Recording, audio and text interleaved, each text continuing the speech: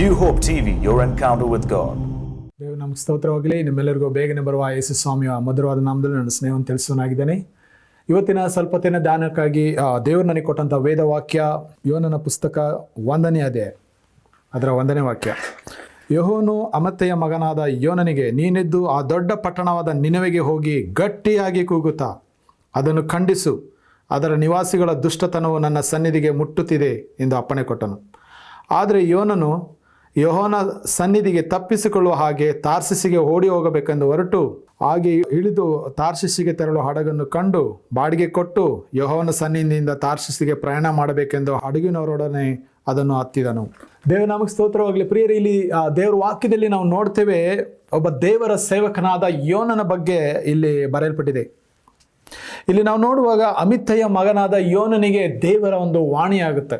ದೇವರ ಒಂದು ಸ್ವರ ಆತನಿಗೆ ಕೇಳಿಸುತ್ತೆ. ಏನಂದರೆ, ಆ ದೊಡ್ಡ ಪಟ್ಟಣವಾದ ನಿನವೆಗೆ ನೀನು ಹೋಗ್ಬಿಟ್ಟು ಏನು ಮಾಡಬೇಕು, ಅಲ್ಲಿ ಸುವಾರ್ತೆ ಸಾರಬೇಕು, ಗಟ್ಟಿಯಾಗಿ ಕೂಗು, ಆ ನಿನವೆ ಪಟ್ಟಣದವರು ಮಾಡಿರ್ತಕ್ಕಂಥ ಪಾಪ ಕೃತ್ಯಗಳ ಬಗ್ಗೆ ಗಟ್ಟಿಯಾಗಿ ನೀನು ಸಾರು, ಅವರಿಗೆ ನೀನು ಸುವಾರ್ತೆ ತಿಳಿಸು ಎಂಬುದಾಗಿ ಯೋನನಿಗೆ ದೇವರ ವಾಣಿಯಾಗುತ್ತೆ. ಆದರೆ ಇಲ್ಲಿ ಯೋನ ಅವನೇನು ಮಾಡ್ತಾನಂದರೆ, ಆ ಪಟ್ಟಣದ ಬಗ್ಗೆ ಒಂದು ಚಿತ್ರಣ ಅವನ ಮೈಂಡಲ್ಲಿ ಬರುತ್ತೆ. ಆ ನಿನವೆ ಪಟ್ಟಣ ಇಷ್ಟು ಕುರುರಿಯಾಗಿದೆ, ನಿನವೆ ಪಟ್ಟಣದ ಜನ ಭಯಂಕರ ಪಾಪಿಗಳಾಗಿದ್ದಾರೆ, ಅವ್ರಿಗೆ ನಾನು ಹೇಗಪ್ಪ ಸುವಾರ್ತೆ ಸಾರಲಿ, ಅವ್ರಿಗೆ ನಾನು ಸುವಾರ್ತೆ ಸಾರಕ್ಕೆ ಏನಾದರೂ ಹೋದರೆ ಅವ್ರು ನನಗೆ ಸಾಯಿಸ್ಬಿಡ್ತಾರೆ, ಇಲ್ಲ ಹೊಡೆದು ಬಿಡ್ತಾರೆ ಎಂಬ ಭಯದಿಂದ ಯೋನ ಏನು ಮಾಡ್ತಾನೆ, ದೇವರ ದೃಷ್ಟಿಗೆ ತಪ್ಪಿಸ್ಕೊಂಡು ಆತನು ನಿನವೆಗೆ ಹೋಗೋದ ಬದಲು ತಾರ್ಸಿಸಿಗೆ ಹೋಗುವಂಥ ಹಡಗಿಗೆ ಆತನು ಬಾಡಿಗೆ ಕೊಟ್ಬಿಟ್ಟು ತಾರ್ಸಿಸಿಗೆ ಹೋಗುವ ಜನರ ಜೊತೆ ಆ ಹಡಗಿನೊಳಗೆ ಆತನು ಪ್ರಯಾಣ ಮಾಡೋಕ್ಕೆ ಶುರು ಮಾಡ್ತಾನೆ. ಪ್ರಿಯ ದೇವ್ರ ಮಕ್ಕಳೇ, ಬೈಬಲಲ್ಲಿ ನಾವು ನೋಡುವಾಗ ದೇವರು ಹೇಳಿದ್ದನ್ನು ಯಾರು ಮಾಡಲಿಲ್ವೋ ಅಥವಾ ದೇವರ ಅಪ್ಪಣೆಯನ್ನು ಯಾರು ಮೀರ್ತಾರೋ ಅವ್ರನ್ನ ದೇವರು ಎಂದಿಗೂ ಬಿಡದೆ ತನ್ನ ಕೆಲಸವನ್ನು ಮಾಡಿಸ್ಕೊಂಡಿದ್ದಾಗಿ ಬೈಬಲಲ್ಲಿ ನಾವು ನೋಡ್ತೇವೆ. ದೇವರ ಅಪ್ಪಣೆಯನ್ನು ಇವನು ಮರೆತುಬಿಟ್ಟು ಅವನೇನು ಮಾಡ್ತಾನಂದರೆ, ಆ ತಾರ್ಸಿಸಿನ ಕಡೆ ಹೋಗುವಂಥ ಹಡಗಿನಲ್ಲಿ ಆತನ ಹತ್ಕೊಂಡು ಪ್ರಯಾಣ ಮಾಡ್ತಾ ಇದ್ದಾನೆ. ಆಗ 4ನೇ ವಾಕ್ಯದಲ್ಲಿ ನಾವು ನೋಡ್ತೇವೆ, ಬಳಿಕ ಯೆಹೋವನು ಬಿರುಗಾಳಿಯನ್ನು ಸಮುದ್ರದ ಮೇಲೆ ಬಲವಾಗಿ ಬೀಸಲು ಸಮುದ್ರದಲ್ಲಿ ದೊಡ್ಡ ತುಫಾನು ಎದ್ದು ಹಡಗು ಹೊಡೆದು ಹೋಗುವ ಹಾಗೆ ಆಯಿತು. ಆಗ ನಾವಿಕರು ಹೆದರಿ ತಮ್ಮ ತಮ್ಮ ದೇವರುಗಳಿಗೆ ಮೊರೆ ಇಟ್ಟು ತಮ್ಮ ಕಷ್ಟ ಕಡಿಮೆ ಆಗುವ ಹಾಗೆ ಹಡಗಿನ ಸಾಮಾನುಗಳನ್ನು ಸಮುದ್ರಕ್ಕೆ ಬಿಸಾಡು ಬಿಟ್ಟರು. ಇಷ್ಟರೊಳಗೆ ಯೋನನು ಹಡಗಿನ ಒಳಭಾಗದಲ್ಲಿ ಇಳಿದು ಮಲಗಿಕೊಂಡಿದ್ದನು.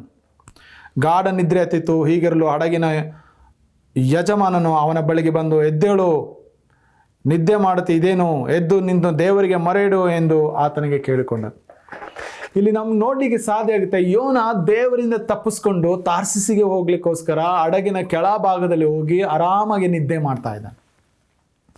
ಯಾವ ಚಿಂತೆಯೂ ಇಲ್ಲದೆ ದೇವರ ಅಪ್ಪಣೆಯನ್ನು ಮರೆತುಬಿಟ್ಟು, ನನ್ನನ್ನು ದೇವರಿಲ್ಲಿ ನೋಡೋಂಗಿಲ್ಲ, ನನಗೇನು ಆಗಲ್ಲ ಎಂಬುದಾಗಿ ಆರಾಮಾಗಿ ನಿದ್ದೆ ಮಾಡ್ತಾ ಇದ್ದಾನೆ. ಆದರೆ ದೇವರು ಬಿಡ್ತಾರ? ದೇವರು ಹೇಳಿದ್ದನ್ನು ಮಾಡೇ ಮಾಡಿಸ್ತಾರೆ. ದೇವರು ಏನು ಮಾಡಿದ್ರು, ದೊಡ್ಡ ತುಫಾನನ್ನು ಅವನ ಹಡಗಿಗೆ ಬಡಿಯುವ ಹಾಗೆ ಬಿರುಗಾಳಿಯನ್ನು ಅಲ್ಲಿ ಕಳಿಸ್ಕೊಡ್ತಾರೆ. ಹಡಗು ಅಲ್ಲ ಕೊಲ್ಲಲಾಗಕ್ಕೆ ಶುರು ಮಾಡುತ್ತೆ. ಹಡಗಿನಲ್ಲಿದ್ದವರು ಎಲ್ಲ ತಮ್ಮ ತಮ್ಮ ದೇವರುಗಳಿಗೆ ಪ್ರಾರ್ಥನೆ ಮಾಡೋಕ್ಕೆ ಶುರು ಮಾಡ್ತಾರೆ ಮತ್ತು ಹಡಗಿನಲ್ಲಿರುವಂಥ ಎಲ್ಲ ಸಾಮಗ್ರಿಗಳನ್ನು ತೆಗೆದು ನೀರಲ್ಲಿ ಅವರು ಎಸೆದು ಬಿಡ್ತಾರೆ. ಪ್ರಿಯ ದೇವರ ಮಗುವೆ, ನಾವು ದೇವರಿಗೆ ವಿರುದ್ಧವಾಗಿ ನಡೆದುಕೊಳ್ಳುವಾಗ, ದೇವರ ಅಪ್ಪಣೆಯನ್ನು ನಾವು ಮೀರುವಾಗ ನಮ್ಮ ಜೀವಿತದಲ್ಲಿ ಕೆಲವೊಂದು ಸಾರಿ ಬಿರುಗಾಳಿ ಬರುವಂಥದ್ದಾಗಿದೆ. ದೇವರು ಹೇಳಿದ್ದನ್ನು ನಾವು ಬಿಟ್ಟು ಬೇರೆ ಏನಾದರೂ ಮಾಡಲಿಕ್ಕೆ ಹೋದಾಗ, ದೇವರು ಹೇಳಿದ್ದನ್ನು ಬಿಟ್ಬಿಟ್ಟು ಬೇರೆ ಕೆಲಸದಲ್ಲಿ ನಾವು ತೊಡಗಿದಾಗ ನಮ್ಮ ಜೀವಿತದಲ್ಲಿ ಸೋಲುಗಳು ಮತ್ತು ಬಿರುಗಾಳಿಗಳು ನಮ್ಮ ಜೀವಿತದಲ್ಲಿ ಬರುವಂಥದ್ದಾಗಿದೆ. ಇಲ್ಲಿ ಯೋನನಿಗೂ ಕೂಡ ಅದೇ ಸಂಭವಿಸ್ತು. ಅವನಿಗೆ ಹೇಳಿದ್ದು ನಿನವೆಗೆ ಹೋಗ್ಲಿಕ್ಕೆ, ಆದರೆ ಯೋನನು ಹೋಗ್ತಾ ಇರೋದು ಎಲ್ಲಿಗೆ ಅಂದರೆ ತಾರ್ಸಿಸ್ಸಿಗೆ. ಆದ ಕಾರಣ ಅವನ ಜೀವಿತದಲ್ಲಿ ತೊಂದರೆ ಇಲ್ಲಿ ಉಂಟಾಗಿದ್ದಾಗಿ ದೇವರ ವಾಕ್ಯದಲ್ಲಿ ನಾವು ನೋಡ್ತೇವೆ.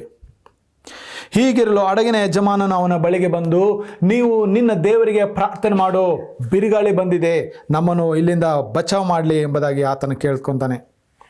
ಆಗ 8ನೇ ವಾಕ್ಯದಲ್ಲಿ ನಾವು ನೋಡ್ತೇವೆ, ಅದನ್ನು ನೋಡಿ ಅವರು ಅಯ್ಯ, ಈ ಕೇಡು ನಮಗೆ ಸಂಭವಿಸಿದ್ದಕ್ಕೆ ಯಾರು ಕಾರಣ ಎಂದು ಕೇಳಿದ್ದಕ್ಕೆ ತಿಳಿಸು ಎಂದು, ನೀನು ಯಾವ ಕೆಲಸದವನು, ಎಲ್ಲಿಂದ ಬಂದಿದ್ದೀಯಾ, ಯಾವ ದೇಶದವನು, ಯಾವ ಜನಾಂಗದವನು ಎಂದು ಕೇಳಲು ಅವನು ಅವರಿಗೆ, ನಾನು ಇಬ್ರಿಯನು, ಕಡಲನ್ನು ಒಣನೆಲವನ್ನು ಸೃಷ್ಟಿಸಿದ ಪರಲೋಕ ದೇವರಾದ ಯೆಹೋವನ ಭಕ್ತನು ಎಂದು ಹೇಳಿದನು. ಹಾಲೆಲೂಯ.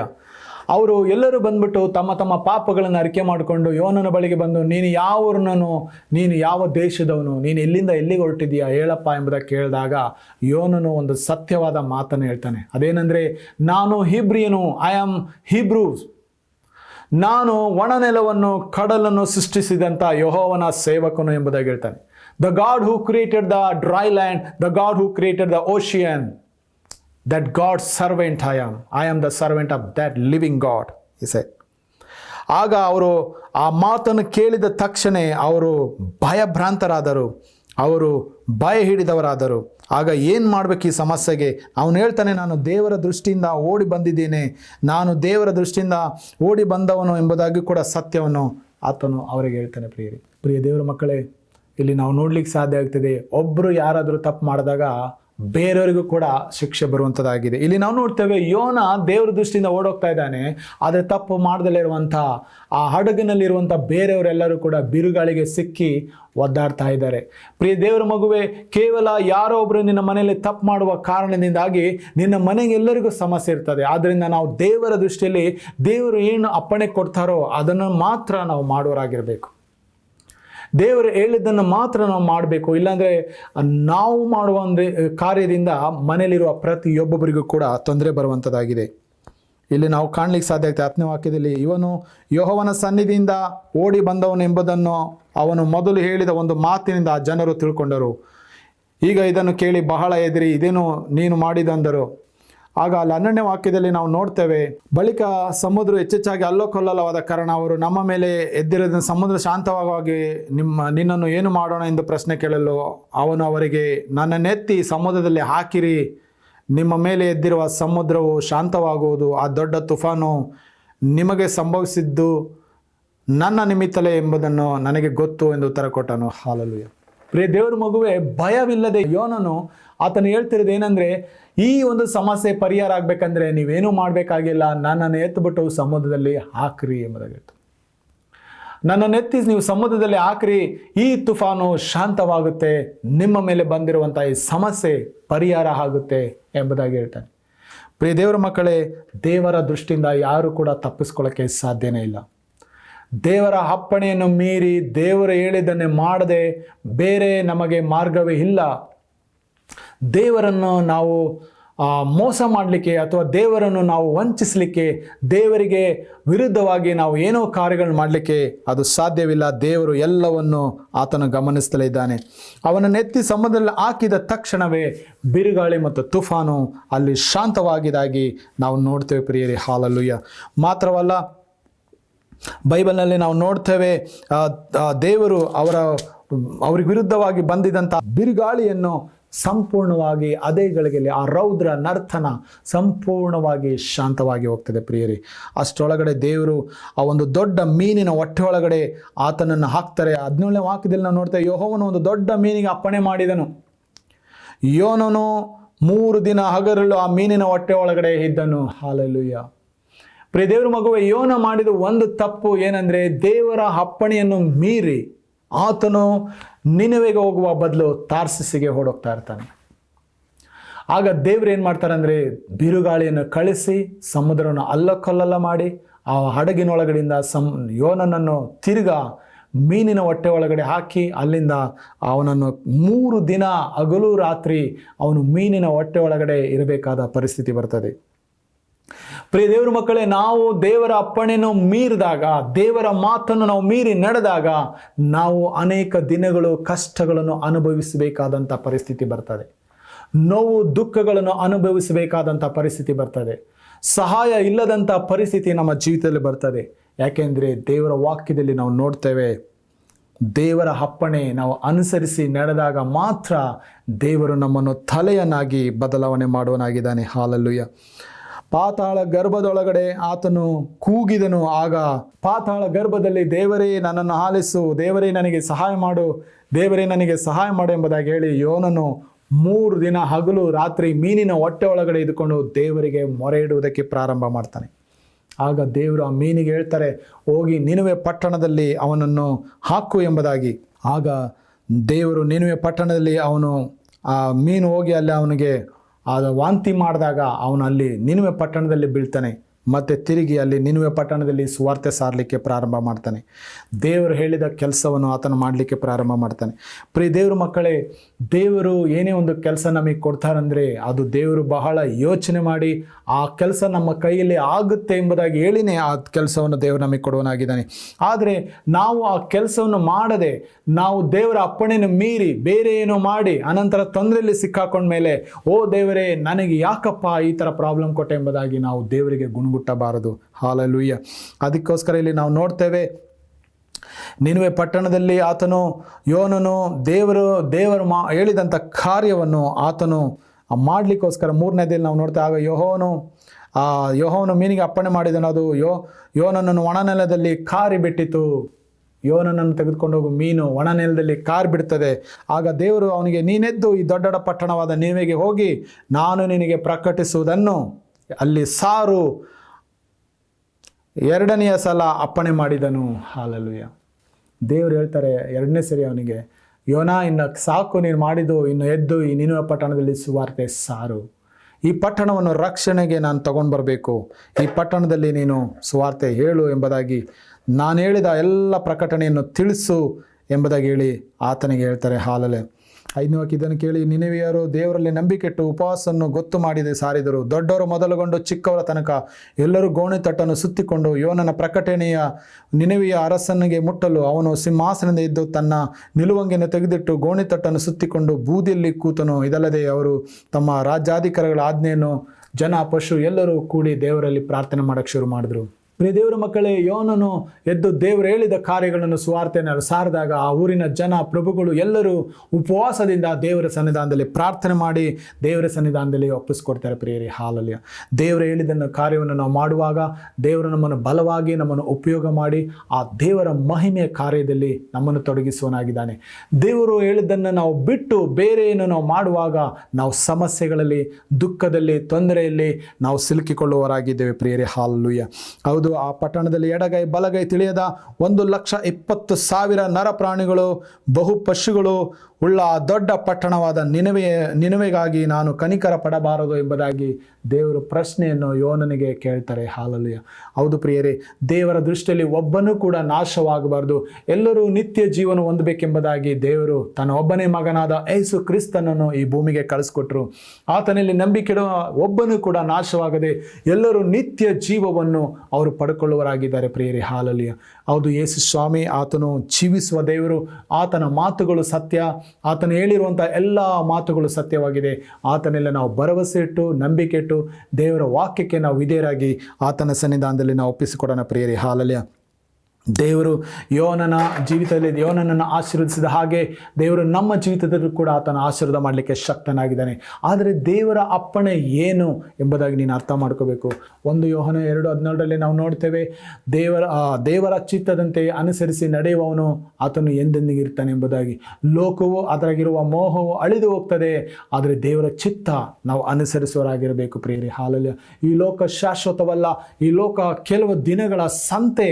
ಇದು ಕೆಲವು ದಿನದಲ್ಲಿ ನಾವು ಈ ಸಂತೆ ಮಾಡಲಿಕ್ಕೆ ಬಂದಿರುವಂಥ ಈ ಪ್ರಪಂಚ ಇದು ನಶ್ವರವಾದ ಪ್ರಪಂಚ. ಆದರೆ ನಾವು ದೇವರ ಚಿತ್ತ, ದೇವರ ಆಲೋಚನೆಯನ್ನು ನಾವು ಸಂಪೂರ್ಣವಾಗಿ ನಾವು ಹೊಂದಿಕೊಂಡು ಆ ದೇವರ ವಾಕ್ಯಕ್ಕೆ ನಾವು ವಿಧೇಯರಾಗಿ ನಡೆಯುವಾಗ ಖಂಡಿತವಾಗಿ ದೇವರು ನಮ್ಮನ್ನು ಆಶೀರ್ವಾದ ಮಾಡುವನಾಗಿದ್ದಾನೆ. ಹಾಲಲುಯ. ಪ್ರಿಯ ದೇವರ ಮಗುವೆ, ದೇವರು ನಿನಗೆ ಕೊಟ್ಟಿರುವಂಥ ಅಪ್ಪಣೆ ಏನು?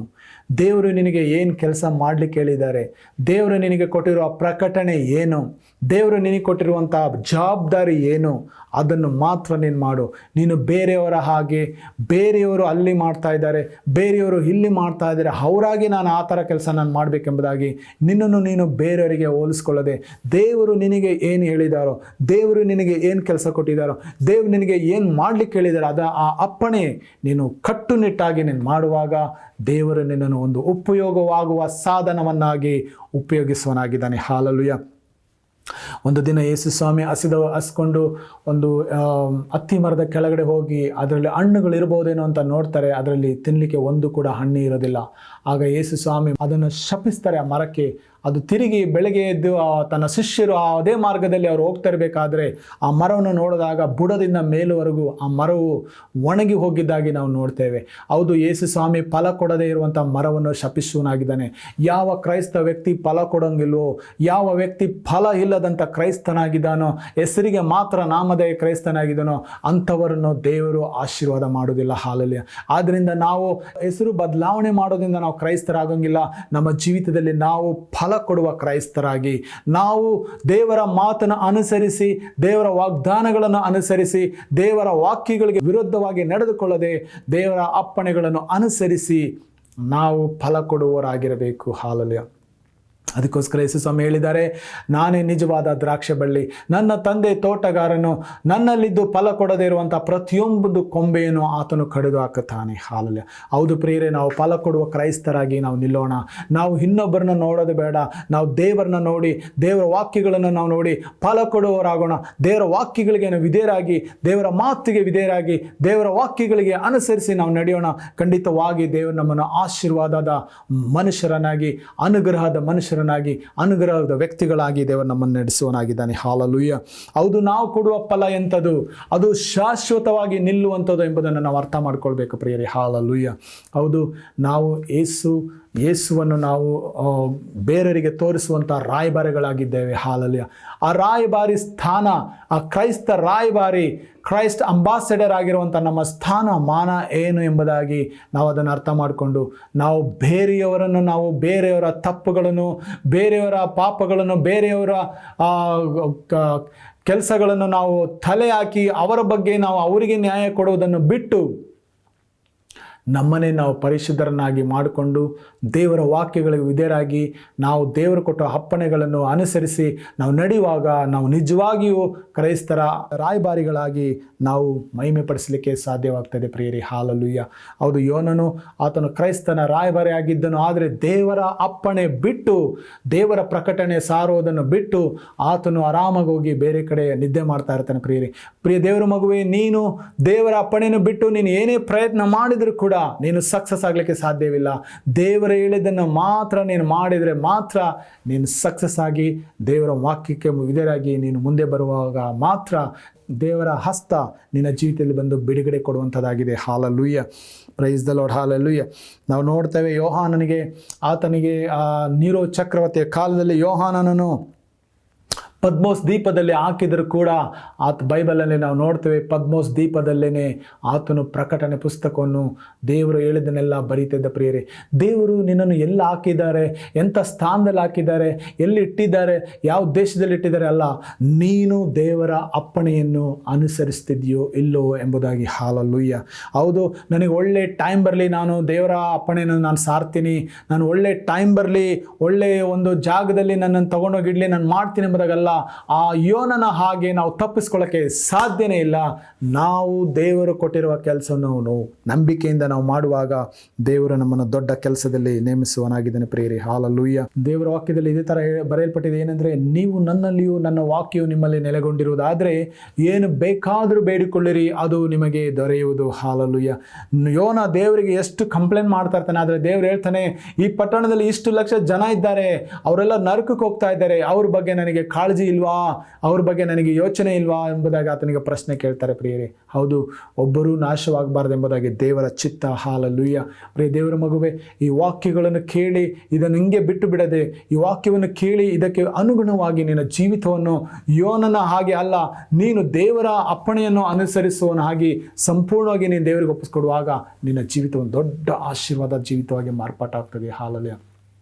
ಯೆಹೋವನ ಕೈಯಲ್ಲಿ ಉಪಯೋಗವಾಗ ಸಾಧನವಾಗಿ, ಯೆಹೋವನ ಕೈಯಲ್ಲಿ ಉಪಯೋಗವಾಗುವಂಥ ಕ್ರೈಸ್ತನಾಗಿ, ಉಪಯೋಗವಾಗುವ ದೇವರ ಸೇವಕನಾಗಿ, ಉಪಯೋಗವಾಗುವಂಥ ಒಬ್ಬ ಕ್ರೈಸ್ತ ನಾಯಕಳಾಗಿ ದೇವರು ನಿನ್ನನ್ನು ಬೇರೆ ಜನರ ಮುಂದೆ ಒಂದು ಬೆಳಕನ್ನಾಗಿ ನಿನ್ನನ್ನು ನಿಲ್ಲಿಸುವರಾಗಿದ್ದಾರೆ. ಹಾಲೆಲೂಯ.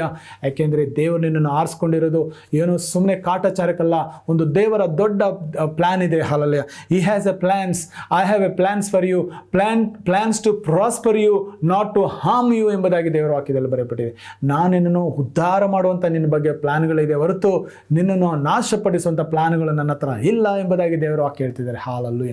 ದೇವರು ಆಲ್ರೆಡಿ ನಿನ್ನನ್ನು ಆರಿಸ್ಕೊಂಡಿರಬೇಕಾದ್ರೆ He has got a plan to prosper you, to make you a channel of blessings to the millions, and He is never ever going to stop that plans. Hallelujah. He is going to use you as a mighty channel of blessing. So you need to do one thing.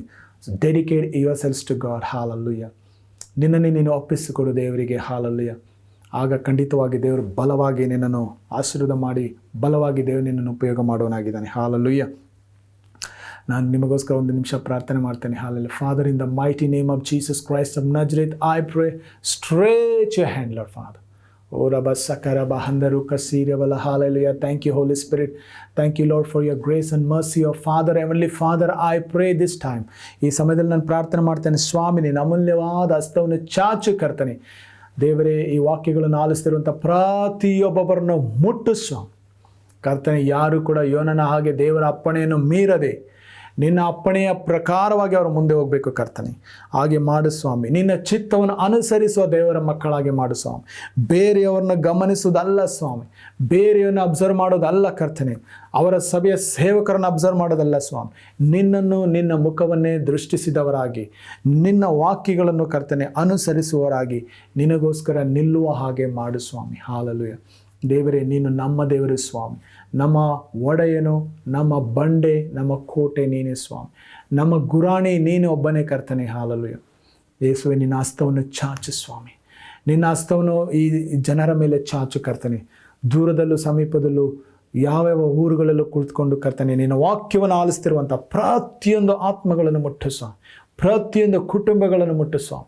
ಅವರ ಜೀವಿತದಲ್ಲಿ ನಿನ್ನ ಅಪ್ಪಣೆ ನೆರವೇರಲಿ, ಅವರ ಜೀವಿತದಲ್ಲಿ ನಿನ್ನ ಪ್ರಕಟಣೆಗಳು ನೆರವೇರಲಿ, ಅವರ ಊರುಗಳಲ್ಲಿ ನಿನ್ನ ಪ್ರಕಟಣೆ ನೆರವೇರಲಿ, ಅವರ ಮನೆಗಳಲ್ಲಿ ನಿನ್ನ ಪ್ರಕಟಣೆ, ನಿನ್ನ ಅಪ್ಪಣೆ ನೆರವೇರಲಿ. ನಿನ್ನ ಪ್ರಕಟಣೆಯನ್ನು, ನಿನ್ನ ಅಪ್ಪಣೆಯನ್ನು ಅನುಸರಿಸುವ ಜನರನ್ನಾಗಿ, ಆಶೀರ್ವಾದದ ಜನರನ್ನಾಗಿ, ಬಿಡುಗಡೆಯ ಜನರನ್ನಾಗಿ ಸ್ವಾಮಿ ನೀನು ಮುಟ್ಟು ಸ್ವಾಮಿ. Thank you Holy Spirit. Thank you Jesus. Thank you Jesus. Thank you, Holy Spirit. Thank you, Holy Spirit. Thank you, Jesus, Lord. Hallelujah. Oraba sandaru karikara dhure sandariri rasya. Oraba sakaraba handu krura rabarararasi. ಎಲ್ಲ ಸೈತಾನನ ಹೋರಾಟಗಳು, ಎಲ್ಲ ಬಂಧನಗಳು, ಎಲ್ಲ ಮಾಟ ಮಂತ್ರ ಪಿಶಾಚನ ಶಕ್ತಿಗಳು ಕರ್ತನೆ, ಎಲ್ಲ ವಿಧವಾದ ಸೈತಾನನ ಕ್ರಿಯೆಗಳು, ಕೃತ್ಯಗಳು ಸ್ವಾಮಿ, ಹೇಯ ಕೃತ್ಯಗಳು ದೇವರ ಜನರನ್ನು, ದೇವರ ಸಭೆಗಳನ್ನು, ಕ್ರೈಸ್ತರನ್ನು ಬಿಟ್ಟು ತೊಲಗಿ ಹೋಗಲಿ ಸ್ವಾಮಿ. ದೇವರೇ, ನಿಜವಾದ ಕ್ರೈಸ್ತರನಾಗಿ ಮಾಡು ಸ್ವಾಮಿ. ನಿನ್ನ ವಾಕ್ಯಕ್ಕೆ ದಾಹ ಇರುವಂಥ ಕ್ರೈಸ್ತರನಾಗಿ ಮಾಡು ಸ್ವಾಮಿ. ಹೌದು ಸ್ವಾಮಿ, ಹೆಸರನ್ನ ಕ್ರೈಸ್ತರಲ್ಲ ಕರ್ತನೆ, ನಿನ್ನ ವಾಕ್ಯಕ್ಕೆ ದಾಹ ಇರುವಂಥ, ನಿನ್ನ ವಾಕ್ಯಗಳನ್ನು ಅನುಸರಿಸಿ ನಡೆಯುವಂಥ ದಾಹ, ಹಸಿವು ನಿನ್ನ ಜನರಿಗೆ ಕೊಡು ಕರ್ತನೆ. ಹಾಲಲ್ಲೂಯ್ಯ. ಅಪ್ಪ ದೇವರೇ, ಹಾಲಲ್ಲೂಯ್ಯ. ಯೇಸುವೆ, ಸೈತಾನನು ಅವರನ್ನು ಕರ್ತನೆ ಯಾವುದೇ ವಿಧವಾದ ಲೋಕದ ಆಶೆಗಳಿಗೆ ತುಂಬಿಸದ ಹಾಗೆ, ಇಬ್ರಿ 13ನೇ ಅಧ್ಯಾಯದಲ್ಲಿ ನಾವು ನೋಡುವ ಹಾಗೆ, ಎಲ್ಲ ಆಸೆಗಳನ್ನು ಬಿಟ್ಟು ನಿಮಗಿರುವಗಳಲ್ಲೇ ತೃಪ್ತರಾಗಿರ್ರಿ ಎಂಬುದಾಗಿ ಹೇಳುವ ಹಾಗೆ ಸ್ವಾಮಿ, ನಾನು ನಿಮ್ಮನ್ನು ಎಂದಿಗೂ ಕೈ ಬಿಡಲ್ಲ, ಎಂದಿಗೂ ತೊರೆಯಂಗಿಲ್ಲ ಎಂಬುದಾಗಿ ನೀನು ಹೇಳಿದೆ ಕರ್ತನೆ. ಹೌದು ಸ್ವಾಮಿ, ಈ ನಿನ್ನ ಜನರನ್ನು ಬಲಪಡಿಸು ಸ್ವಾಮಿ, ಈ ನಿನ್ನ ಜನರನ್ನು ಬಲಪಡಿಸು. ಎಲ್ಲ ನರ ಸೈತಾನನ ಹೋರಾಟಗಳು, ಮಾಟ ಮಂತ್ರ ಮರಣದ ಆತ್ಮಗಳು ದೇವರ ಮಕ್ಕಳ ಕುಟುಂಬಗಳನ್ನು ಬಿಟ್ಟು ತೊಲಗಿ ಹೋಗಲಿ ಸ್ವಾಮಿ. ಈ good news for the world ministries Bengaluru ಕರ್ತನೆ, ಇದು ದೊಡ್ಡ ಆಶೀರ್ವಾದದ ಸೇವೆಯಾಗಿ ಕರ್ತನೆ ಜಗತ್ತಿನ ಮೂಲೆ ಮೂಲೆಗಳಲ್ಲಿ ಸ್ವಾಮಿ ಜೀವಿಸುವ ದೇವರಾದ ಯೇಸು, ಆತನ ಸುವಾರ್ತೆ, ಆತನ ಶುಭ ಸಂದೇಶವನ್ನು ಸಾರಲಿಕ್ಕೆ ಬಲವಾದಂಥ ಬಾಗಿಲುಗಳನ್ನು ತೆರೆ ಸ್ವಾಮಿ. Open in Jesus' mighty name. Let the doors be open in Jesus' mighty name. Father, Tirava Sandu Kura Sakata Rasi Tira Rabasia. Hallelujah. Ora Kaka Rasa Kana Turobo Sikiri Batsakaraba Handariku Turisia. Ora Kasakarara. Hallelujah. Thank you, Holy Spirit.